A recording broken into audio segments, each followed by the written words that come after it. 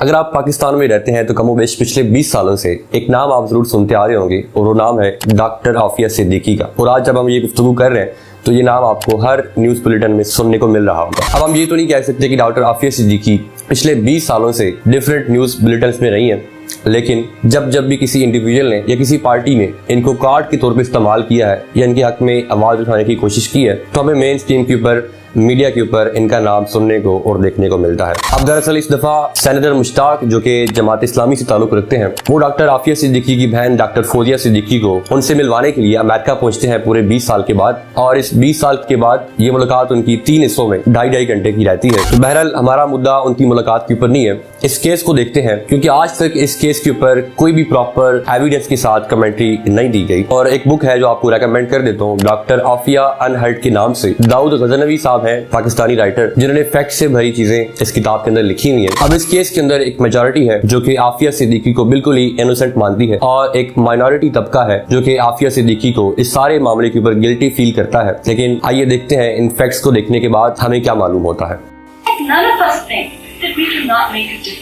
Leaves many questions unanswered. तो पूछेगा अल्लाह हमसे।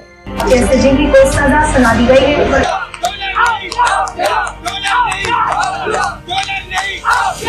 My sister Afia is going to come back.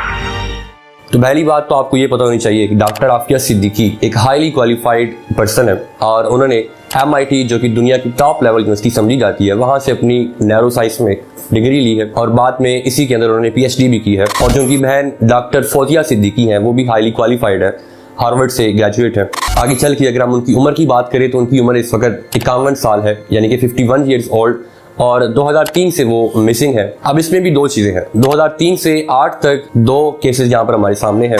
पहला केस ये है कि she was on the loose, वो भाग रही थी, छुप रही थी इस केस से, क्योंकि 2003 के अंदर जो अलकायदा की मोस्ट वांटेड लिस्ट जारी की गई थी उनके अंदर भी डॉक्टर आफिया सिद्दीकी का नाम था। और पहले केस में ये कहा जा रहा है कि वो इस सब से छुपने के लिए, अपनी गिरफ्तारी से छुपने के लिए पूरे 5 साल तक मिसिंग रही, जबकि दूसरे केस में इस चीज को डिनाई किया जा रहा है कि वो मिसिंग नहीं थी, बल्कि 2003 में ही उनको गिरफ्तार करके बगराम जेल यानी कि अफगानिस्तान के अंदर कैद कर दिया गया था। तो बहरहाल दोनों ही केसेस में विटनेस गाये बगाहे सामने आते रहे हैं, तो आज तक इसके ऊपर कोई प्रॉपर कंप्लीमेंट नहीं दिया जा सकता। तो 1 बाय 1 अगर हम इस केस को अनफोल्ड करें तो आपके और हमारे $2 मिलियन पाकिस्तानी गवर्नमेंट ने इस केस के ऊपर खर्च किया है। अमेरिका में मौजूद वकला को ये पेमेंट दी गई थी कि आप वहां पर मौजूद रह के इस केस को डिफेंड करें और डॉक्टर आफिया सिद्दीकी को वापस ले गए, लेकिन इसमें भी कोई फायदा नहीं हुआ और हमारे वो $2 मिलियन भी जाया जाते हैं। तो होता कुछ ऐसा है कि मई 2002 की बात है, 9/11 के अटैक्स फ्रेशली हुए थे और अमेरिका की होमलैंड सिक्योरिटी का डिपार्टमेंट हाईली सुपर एक्टिव था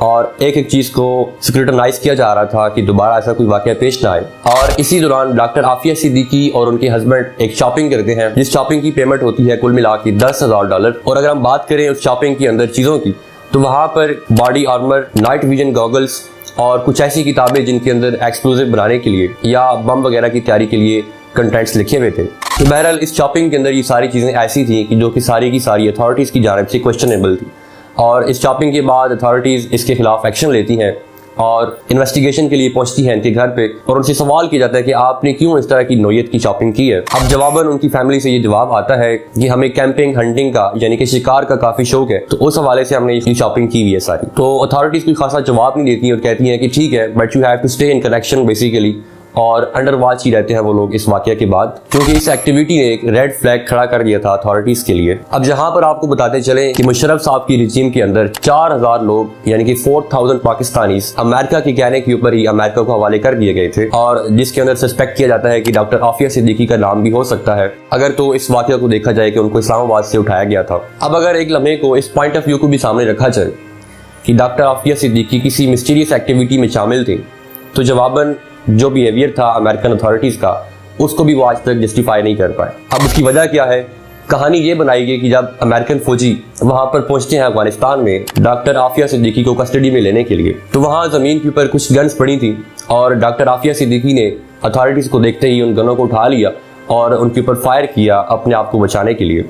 लेकिन हैरानकुन तौर पे यहाँ पर कोई भी फौजी शहीद नहीं होता या इंजर्ड तक भी नहीं होता, लेकिन इस सारे केस के अंदर उल्टा डॉक्टर आफिया सिद्दीकी को स्टमक के ऊपर बुलेट लगती है और अमेरिकन अथॉरिटीज उनको वहां से ले जाती हैं ट्रीटमेंट के लिए और फर्दर प्रोसीजर के लिए। तो यहाँ पर ये बात ऑन रिकॉर्ड रहे कि डॉक्टर आफिया सिद्दीकी के हाथों से वहां पर कोई भी इंजरी या डेथ किसी की भी नहीं होती। अब इस सब के बावजूद कि उनसे इस अटेम्प्ट के अंदर या किसी भी एक्सप्लोजन के अंदर जब किसी की जान ही नहीं जाती, तो ये 86 साल की कैद ये भी अनजस्टिफाइड बनती है। तो ये बहुत ही मुश्किल रहा है आज तक किसी इंडिविजुअल के लिए या स्टेट के लिए कि वो जाके अमेरिका के अंदर इस चीज़ को डिफेंड करें और जस्टिफाई करें अपनी सारी चीज़ों को, और डॉक्टर आफिया सिद्दीकी को वहाँ से उस कैद से छुड़वा के लाएं, जो कि सरासर इलीगल है। उसमें पहला पॉइंट ये है कि लेट्स सपोज अगर डॉक्टर आफिया सिद्दीकी से किसी भी तरह की एक्टिविटी में इन्वॉल्वमेंट हो भी गई है, तो डॉक्टर आफिया सिद्दीकी अफगानिस्तान की बजाय अमेरिका में क्या कर रही है।